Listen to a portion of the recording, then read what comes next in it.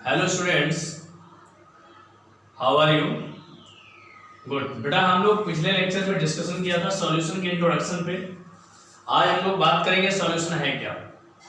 एक जनरल सी बात आप समझिए, हमने सॉल्यूशन की जो डेफिनेशन पढ़ी उसमें पढ़ते हैं कि दो पदार्थ हो या दो से अधिक पदार्थ, लेकिन समांगी पदार्थ होने चाहिए। मतलब दो या दो से अधिक समांगी पदार्थों का जो मिश्रण होता है उसे ही क्या कहते हैं हम? विलयन। समांगी पदार्थ को इंग्लिश में होमोजेनियस सब्सटेंस कहते हैं। तो हम ये भी कह सकते हैं कि जब दो या दो से अधिक होमोजेनियस सब्सटेंस आपस में मिलते हैं तो उनके मिलने से जो फॉर्मेशन होता है वो फॉर्मेशन किसका होता है? सॉल्यूशन का। मेरी बात समझ में आ रही है? अब रीजन आया कि जो सॉल्यूशन है, देखिए अगर आपने दो पदार्थ मिलाए, दो समांगी पदार्थ मिलाए, तो जो पदार्थ होगा इसका नाम था द्विअंगी विलयन। अगर आपने तीन पदार्थ मिला दिए तो त्रिअंगी विलयन कहलाता है। मेरी बात समझ आ रही? अगर दो समांगी पदार्थों को हम मिला देते हैं तो जो विलयन होता है उसका नाम होता है द्विअंगी विलयन। और अगर हमने तीन पदार्थ मिला दिए तो उसे कहते हैं हम त्रिअंगी विलयन। तो ये जो विलयन होता है इसके प्रत्येक घटक के जो गुणधर्म होते हैं वो समान होते हैं। विलयन जो होता है इसके गुणधर्म क्या होते हैं? प्रत्येक अवयव में समान होते हैं। जनरल सी बात हम आपको बताएं, जैसे एग्जाम्पल की हम बात करें, बड़ा एग्जाम्पल में हमने यहां पर वाटर और प्लस शुगर ले लिया। आप जानते हैं शुगर को चीनी और वाटर क्या कहते हैं? जल। इन दोनों को हमने मिलाया तो इनके मिलने से जो हमारे पास बना वो सॉल्यूशन हो गया। इसे हम विलयन कहते हैं। यहां पर एक बात माइंड करने की आप ये है कि जो वाटर आपने मिलाया और जो शुगर मिलाया, या आपके कितने सब्सटेंस होमोजेनियस मिलाए? आपने दो सब्सटेंस मिलाए। अब बड़ी बात ये हो गई कि यहाँ पर क्वांटिटी किसकी ज्यादा है? तो देखते हैं आप, तो वाटर की जो क्वांटिटी होती है वो मैक्सिमम होती है, मेजर क्वांटिटी होती है, इसकी माइनर क्वांटिटी होती है, इसकी मात्रा कम होती है। तो रीजन क्या हुआ कि सॉल्यूशन को दो कंपोनेंट्स में डिवाइड किया गया।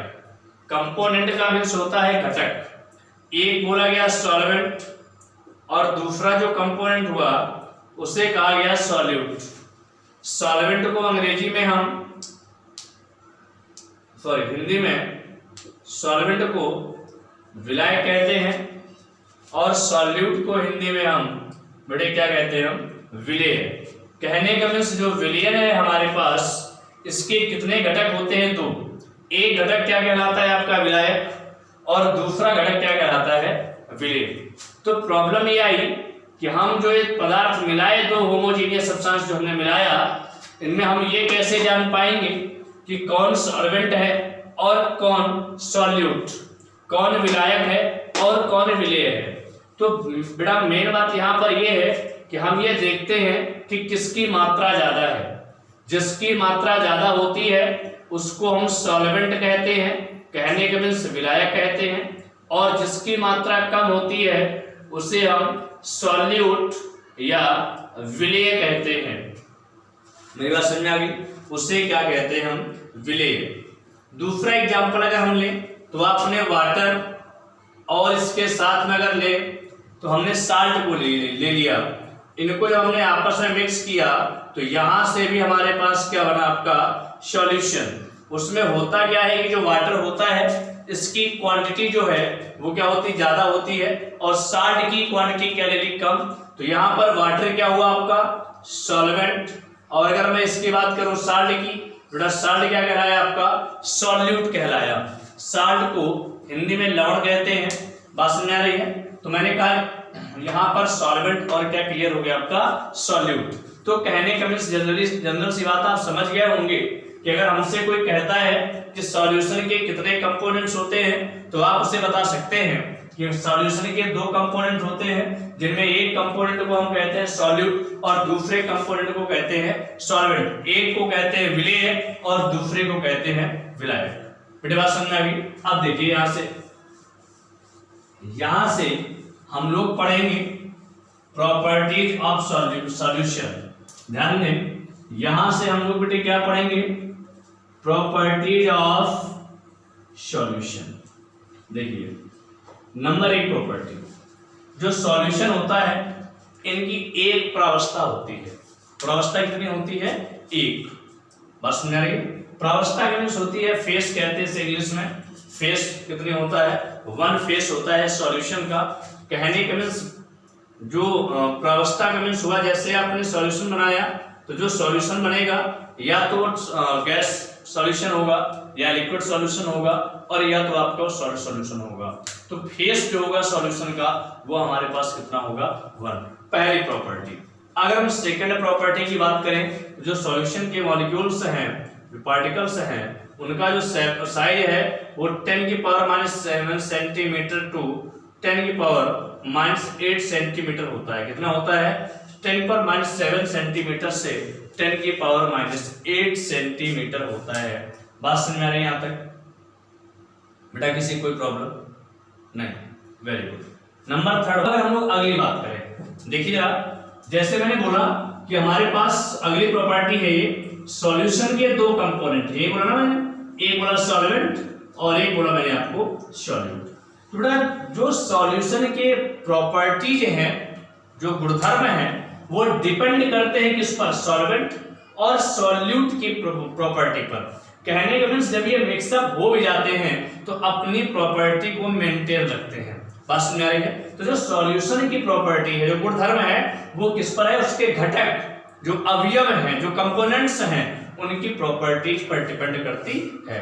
नंबर 3 प्रॉपर्टी क्या है कि जो सॉल्वेंट और सॉल्यूट है, इनका जो मिक्सअप हुआ, सॉल्यूशन बना, तो इस सॉल्यूशन से आप फिजिकल मेथड के द्वारा, भौतिक विधियों के द्वारा इन दोनों को सेपरेट नहीं कर सकते, आप अलग नहीं कर सकते। किसको किसको, सॉल्वेंट को और सॉल्यूट को। मेरी बात समझ आ गई, इन दोनों को आप पृथक नहीं कर सकते हैं। क्लियर। तो ये जनरल क्या थी, सॉल्यूशन की प्रॉपर्टी। बात समझ आ रही है। अब यहां से हम लोग पढ़ेंगे विलयन के प्रकार। बात समझ आ रही है। टाइप्स ऑफ सॉल्यूशन, या ये समझिए क्लासिफिकेशन भी कह सकते हैं। तो देखिए जरा, विलयन में है ऊपर के प्रकार की अगर बात करूं बेटा, इन्हें अलग अलग तरह से डिवाइड किया गया। नंबर देखिए, एक डिवाइड किया गया विलेय की मात्रा के आधार पर, और जो दूसरा हुआ वो हुआ विलायक की प्रावस्था के आधार पर, और जो थर्ड पार्ट हुआ इसका, वो विलायक और विलेय दोनों की प्रावस्था के आधार पर अंग्रेजी में बात करें तो on the basis of quantity of solute, on the basis of face of solvent, on the basis of face of solvent and solute. तो जो इन 3 पार्ट्स में डिवाइड किया गया, 3 बेस के आधार पर विलयन को बांटा गया। देखिए इसके बेस पर पहला विलयन कौन सा आया, सांद्र विलयन। इसे कंसंट्रेटेड सॉल्यूशन भी कहते हैं। तन विलयन, डाइल्यूट सॉल्यूशन बोलते हैं। नंबर 3 की बात करें, संतृप्त विलयन, सैचुरेटेड सॉल्यूशन। असंतृप्त विलयन, अनसैचुरेटेड सॉल्यूशन। अतिसंतृप्त विलयन। मेरा समझ आ रही है। तो इस तरह से विलेय की मात्रा के आधार पर सॉल्यूशन को कितने पार्ट्स में डिवाइड किया गया, 5 पार्ट्स में। सांद्र विलयन, तन विलयन, संतृप्त विलयन, संतृप्त विलयन, अतिसंतृप्त विलयन। ठीक है। अब मैं बात करूंगा विलायक की प्रावस्था के बेस पर, on the basis of face of solvent. तो 3 भाग में बांटा गया। पहला विलयन क्या कहलाया आपका, ठोस विलयन। बेटा दूसरा क्या कहलाया आपका, द्रव विलयन। और तीसरा क्या कहलाया आपका, गैसीय विलयन। तो कहने का मीन्स इसे 3 पार्ट्स में डिवाइड किया गया। क्लियर। अब अगर मैं बात करूं विलायक और विलेय की प्रावस्था के बेस पर, तो आपको जनरल सी बात बता दूं कि अगर आप विलायक के बेस पर देखें, विलायक और विलेय, तो इनमें अगर देखें हम, तो जैसे विलायक हम सॉलिड ठोस ले लें, तो ये क्या बना आपका विलायक, विलेय में हो जाएगा, ठोस भी हो सकता है, द्रव भी हो सकता है और गैस भी हो सकता है। तो इस तरह से ये 3 ये हो गए। फिर जब प्रावस्था विलायक में द्रव ले लेंगे, विलेय में ठोस द्रव गैस, तो फिर 3 हो गए। और फिर जब विलायक में गैस ले लेंगे, तो विलेय में क्या हो जाएगा बताइए आप, ठोस द्रव और गैस। तो इस बेसिस पर विलयन को क्लासिफाइड किया गया, विलयन का वर्गीकरण किया गया। मेरी बात समझ आ गई आपको? यहां तक किसी को कोई प्रॉब्लम? अब जो हम लोग बात करेंगे वो सबसे पहले किस पर बात करेंगे, विलेय की मात्रा के आधार पर। बस समझ आ रही? एक एक पार्ट्स में जो हम पढ़ेंगे। देखिए कैसे।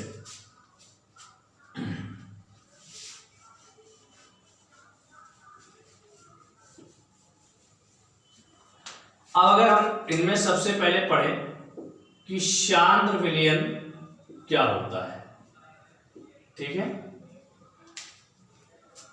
तो रीजन क्या है, इसे हम कंसंट्रेटेड सॉल्यूशन भी कहते हैं। मैंने आपसे बोला कंसंट्रेटेड सॉल्यूशन, कि अगर कोई आपसे कहता है कि सांद्र विलयन है क्या, तो बेटा जो सांद्र विलयन है, ये सांद्र विलयन है क्या, तो एक जनरल सी बात आप समझिए बेटे। सांद्र विलयन का मीन्स ये है कि अगर हम किसी विलायक में विलेय की अधिक मात्रा मिला दें, घोल दें, तो जो विलयन बनेगा वो सांद्र विलयन बनेगा, ठीक है। विलायक में विलेय की अधिक मात्रा को घोल दें, तो जो बना हुआ विलयन हुआ, जो प्राप्त विलयन हुआ, वो विलयन कैसा होगा, सांद्र विलयन। तनु विलयन क्या है कि विलायक में विलेय की अति सूक्ष्म मात्रा, बहुत कम मात्रा मिला दी जाए, थोड़ी समझ में आ रही है, विलायक की कंपैरिजन में कम मात्रा मिलाई जाए, तो हमारे पास जो विलयन हुआ वो तनु विलयन कहलाता है। बात समझ आ रही है? अब आई संतृप्त विलयन की बात, सैचुरेटेड सॉल्यूशन है क्या, तो एक जनरल सी बात आप समझिए। 100 ग्राम यदि हम विलायक ले लें, कितने ग्राम ले लें, देखिए जरा, अगर हम 100 ग्राम विलायक ले लें और इस विलायक में 100 ग्राम विलायक में एक निश्चित ताप पर, निश्चित ताप, टेम्परेचर भी क्या हो, कांस्टेंट, निश्चित हो जाए, उस ताप पर हम जितने विलेय की मात्रा घोल देंगे वह उस विलेय पदार्थ की विलेयता कहलाती है। निश्चित ताप पर 100 ग्राम विलायक में घोली गई विलेय की मात्रा बेटा क्या कहलाती है, विलेयता। तो यदि हमारे पास विलेयता जो है, बस समझ आ रही है, मैंने कहा फिर समझ लीजिए कि 100 ग्राम विलायक में निश्चित ताप पर घोली गई विलेय की मात्रा उसकी विलेयता कहलाती है। और इससे जो विलयन बना, 100 ग्राम विलायक में जितना हमने विलेय घोल करके विलयन जो बनाया, वह विलयन हमारा संतृप्त विलयन कहलाता है, सैचुरेटेड सॉल्यूशन कहलाता है। अगर इससे यदि किसी विलायक में विलेयता से कम विलेय पदार्थ घुला है, तो उसे कहेंगे असंतृप्त विलयन। और अगर विलेयता से अधिक विलेय पदार्थ विलायक में घुला है, तो उसे क्या कहेंगे हम, अतिसंतृप्त विलयन। बात समझ आ रही है? यहां तक किसी को कोई प्रॉब्लम? मैंने आपसे कहा कि 100 ग्राम विलायक में विलेय पदार्थ की निश्चित ताप पर मात्रा घोल दी गई है, तो जितनी मात्रा घोली आपने, ठीक है ना, वह उसकी क्या कहलाती है, विलेयता। जितनी अधिकतम से अधिकतम आप घोल पाए 100 ग्राम विलायक में विलयन बनाने के लिए, तो जो मात्रा हुई वो विलेयता कहलाई। और वह विलयन क्या कहलाया हमारे पास, संतृप्त विलयन। अगर किसी विलायक में विलेयता से कम घोलते हैं आप विलेय की मात्रा को, तो असंतृप्त विलयन, और अगर अधिक घोलते हैं तो विलयन हमारा कहलाता है अतिसंतृप्त विलयन। मेरी बात समझ आ गई बेटा? यहां तक किसी को कोई प्रॉब्लम नहीं? Very good. आगे ध्यान दें। अगर हम दूसरी बात करें, जैसे मैंने कहा था आपसे कि विलायक की प्रावस्था के आधार पर, on the basis of face of solvent, ध्यान दें, मैंने आपसे कहा कि विलायक की प्रावस्था के आधार पर, तो आप एक जनरल सी बात समझिए, मैंने आपसे 3 विलयन बताए, एक ठोस विलयन, एक द्रव विलयन और तीसरा कहा गैसीय विलयन। मैंने 3 विलयन बताए। इसे सॉलिड सॉल्यूशन कहते हैं, इसे हम लिक्विड सॉल्यूशन कहते हैं और इसे हम गैस सॉल्यूशन कहते हैं। ठोस विलयन, द्रव विलयन और गैसीय विलयन। अब प्रॉब्लम आई कि ठोस विलयन क्या है। तो कह रहा है यदि विलायक ठोस हो, विलायक क्या हो, ठोस हो, लेकिन विलेय जो है वो ठोस, द्रव और गैस कुछ भी हो, ठीक है, विलेय ठोस, द्रव, गैस कुछ भी हो, तो जो विलयन कहलाएगा उसे क्या कहेंगे हम, ठोस विलयन। अगर हमारे पास विलायक क्या है, द्रव है, और विलेय ठोस, द्रव, गैस कुछ भी है, तो जो विलयन होगा वो द्रव विलयन कहलाएगा। अगर मैं बात करूं गैसीय विलयन की, तो इसमें जो ठोस है, जो विलायक है वो गैस होगा और विलेय जो है वो ठोस, द्रव, गैस कुछ भी हो सकता है, सॉलिड, लिक्विड, गैस कुछ भी हो सकता है। तो इस विलयन को कहते हैं हम गैसीय विलयन। बात समझ में आ गई? नहीं, मेरी बात समझ में आई? यहां तक किसी कोई प्रॉब्लम नहीं? Very good. तो यहां तक अगर किसी को कोई प्रॉब्लम हो तो ठीक है, नहीं है, वेरी गुड। आगे हम लोग जो बात करेंगे वो आपके नेक्स्ट लेक्चर में करेंगे।